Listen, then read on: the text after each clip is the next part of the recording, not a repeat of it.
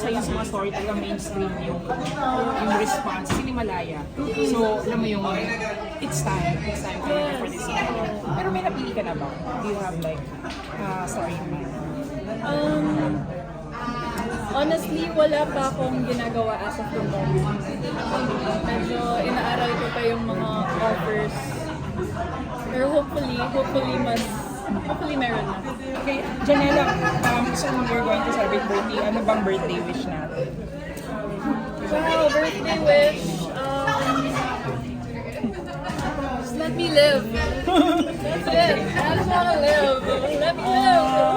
You mean pati, kasi syempre parang meaningful yung Let Me Live. Paano ba yun? Message ba yan sa mga netizens? Sa lahat. Sa lahat. Kasi ako happy ako ngayon. I'm enjoying my life.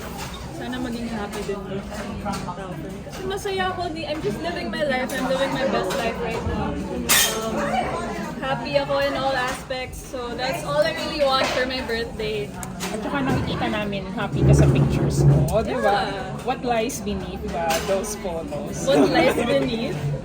What do we see? What you see is what you get ba rin ba? What lies beneath this photo? Viral. Love. Yun na yun. Pero sa Cebu, ano ginawa mo sa Cebu? Ano ba yun? Cebu. Bumili ka ba ng lot or something? Cebu? Cebu ba or where? Ano Alam ba yun? Oh. Yeah. Ayoko naman i-share sobrang Oo, daming sige, details, pero I did. We both did.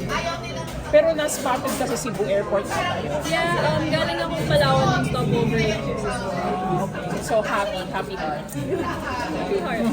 Full of love. Plan ko for Holy Week.